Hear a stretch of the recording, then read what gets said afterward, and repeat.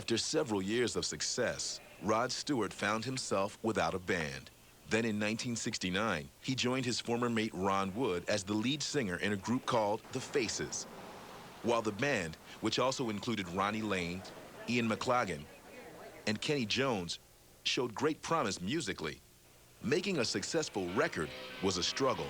Sit in the studio, nothing happened. Round the pub, round the drinks. Swear to God, by the time we'd had a few drinks, the music would come to us. Before we went on stage, we'd write the songs. I had Stay With Me riff backstage, and Rod would go, yeah, I've got some words. In the morning, don't say you love me. Oh, make note of that. We'd get rough little sketches and put the idea down and desperately writing notes. And that's the way we used to write songs. And they'd say, you've got to go on stage now. Full of talent, but short on discipline, The Faces were a boozy, good-time band that became notorious throughout Great Britain for putting on one hell of a show. They were just truly a bunch of lads, the true meaning of lads. Having a ball. And they took that to their audience. They rocked and rolled as only they could do. I used to book the bands at my university, and one week we had The Faces. And what we were used to having is bands come in and you go in the dressing room, say hello before they went on, and they'd be tuning their guitars. And we went to The Faces and there was a party going on. They're fairly drunk. They're not tuning up guitars. I just went to say hello, and as I was leaving, I said, no, no, come on, come on. And they did a whole version of Old Man River before they went on stage. Then they went on stage completely out of it. And from the moment they went on stage till they came off, it was a party. It was unbelievable rock and roll party atmosphere. Biggest bunch of drunks I've ever been with in my life. We thought, well, we'd better get tanked up around the pub before we go on. We didn't think we had a clue. It gelled because we had a distinctive sound. There was some chemistry in that band that was both creative and kind of chaotic that worked. We'll throw it together and this is what we do attitude. And that was a lot fueled by a few bevies. Oh, one big party, yeah. As our image began to grow, this was a drinking band, of course, then we usually got pissed as farts. How we ever stood up on the stage, and many times we'd fall over on the stage and people would love it. Bunch of alcoholics, bless them.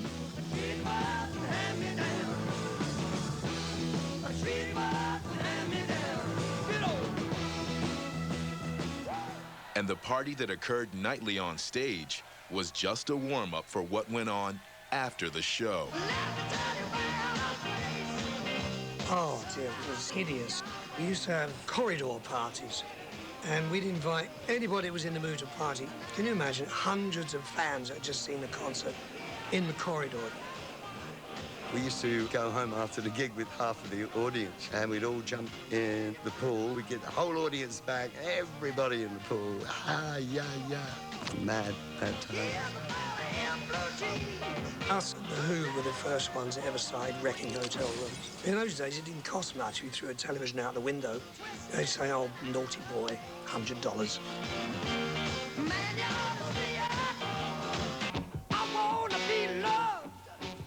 And the women, forget about it. I don't want to be teased. It was tremendously flattering because there's one thing the American girls are, let me choose my words carefully here, very, very outgoing. Dr. Wood and Dr. Stewart, we used to carry out operations. Don't start. Yeah, we were the two surgeons. We took full advantage of every situation. The two gynecologists. And that's where the whole syndrome of groupies came from. I think we were one of the first to witness it wholesale. It was a tremendous experience. One learned many, many things in those early days with The Faces. Say no more.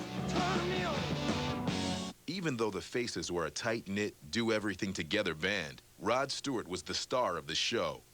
And soon enough, the star would begin to shine. Before I joined The Faces, I'd already signed a solo deal with Phonogram Mercury Records, so I had an obligation to make solo albums. And it worked great because the band would play on my solo albums. There was one night where we had this very good album track called Maggie May. And I went home and I couldn't get it out of my mind. I thought, that's a good album track. But the song, it wasn't going to be on the album Every Picture Tells a Story because nobody had a great deal of faith in it.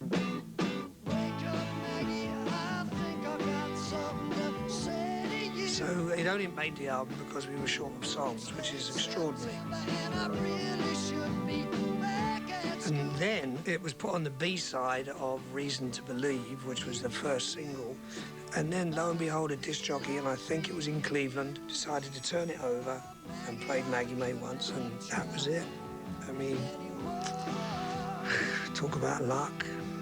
I watched it creep up the charts and up the charts. When it come to #1, oh, it was wonderful.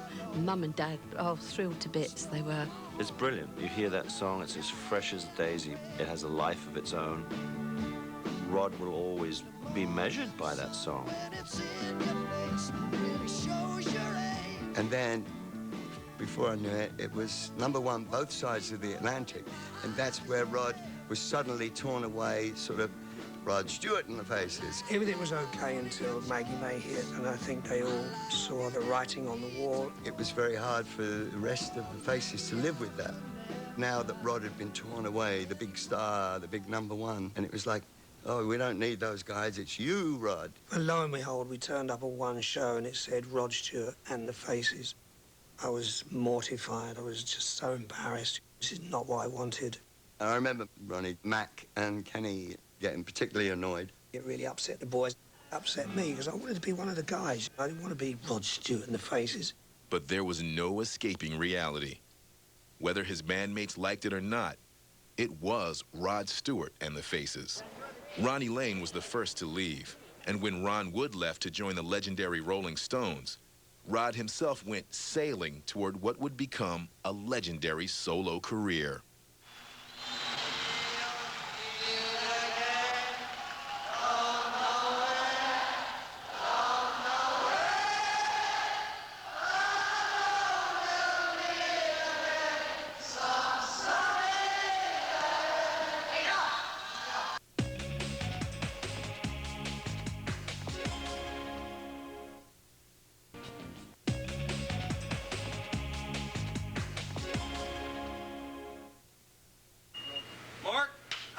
In the spring of 1975, 30-year-old Rod Stewart decided to go it alone, setting out for the States. But he wasn't truly solo. On his arm was the gorgeous Swedish actress and former James Bond girl, Britt Ekland.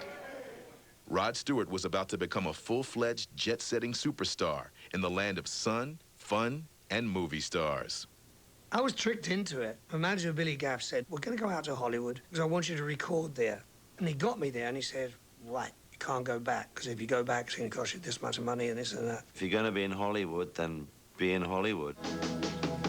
Stay away from my window. And off he went. So there he was with Britt Ekland, top of the pile. Well, that was the first time I'd really been out with a girl that was like a star. She taught me some wonderful worldly things. She introduced me to a lot of shops that I was unaware of in places like Paris and Rome.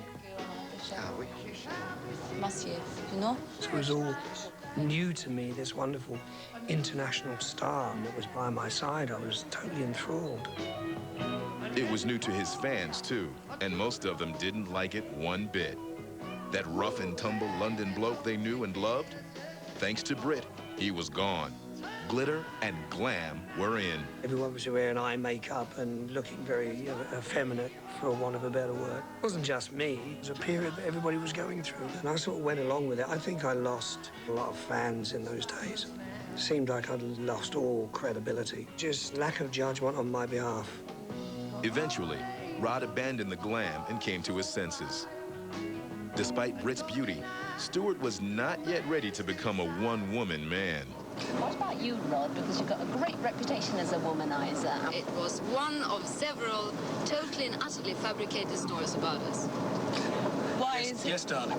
It's quite true. What she says is very true. No, it is true. In April of 1977, their relationship simply fizzled. Is there any chance of you and Britt getting back together? No chance. No, it's finished. I was running off shagging other women. That's what happened. It didn't fizzle. I was finding it very hard to be faithful in those days. 2 years later, Rod finished sowing his wild oats. On April 6, 1979, he married Alana Hamilton, an actress from Texas, and the former wife of actor George Hamilton. I barely knew who he was. I just knew he was a funny-looking English rock star whose hair stood up on end. I was instantly stunned by her beauty and wonderful southern accent. You see my boots, too, you see, that's... Oh, well, not too high. We got married. Had 2 gorgeous kids together. Buggers. We kind of settled into a family life very quickly, which was good and in some ways not so good. I resented the time that he spent away from me and the kids. Do you think I'm sexy was just enormous. That demanded that I go on the road. So there was a constant pull between be home with the kids, but yet be on tour.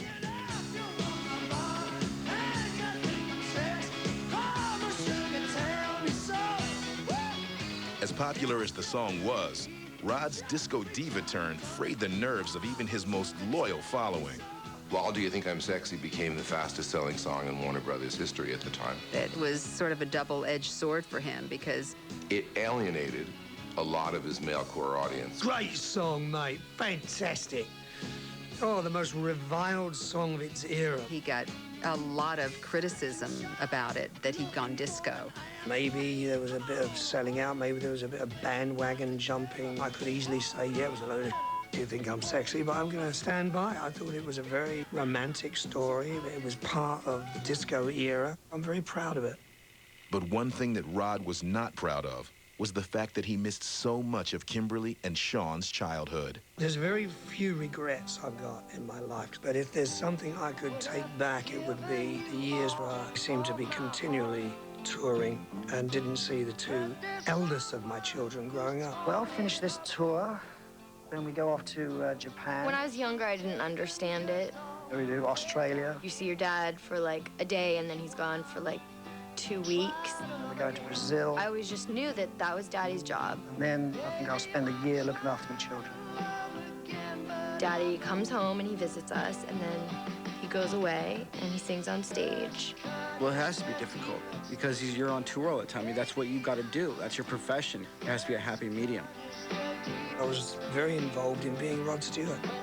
I wanted him to kind of settle down really quickly and be this stay-at-home family man, which I don't think he was really quite prepared to be just yet. They're okay now, and I make sure I spend as much time as I can with them now, and they're not angry about it. It's just they grow up so quickly. I know it's a ridiculous cliche, but they do. It's changed a lot. As I grew up, he's more like a best friend. I can run to him and talk to him about anything. He's always there for me no matter what. But back then, Rod wasn't always there. And because of it, his marriage to Alana ended after just 4 short years. With his personal life suffering and his career in a funk, Rod recognized the need to reconnect with his audience. He started on the road to recovery by forging a business partnership with Hollywood power broker Arnold Stiefel. So I met him, I admired him, and he didn't promise me a great deal, but truth and honesty, which is what I was looking for in a manager. And we've had a wonderful relationship ever since. One of the first things I did when I got involved was think how we get back to Rod's rock and roll roots. So I brought his old love-hate relationship, Jeff Beck, back in the picture. They did a song called Infatuation. That was the #1 rock and roll hit. And that got us back on the right track. I'm not going to disappear just yet. I promise. Musically, Rod might have been back on track, but he was quickly derailed in September of 1990 when he was hit hard by tragic news that his beloved father had passed on. Roddy was absolutely flabbergasted when he died. He was shattered. He said, I only spoke to him 2 hours ago. Big Bob Stewart.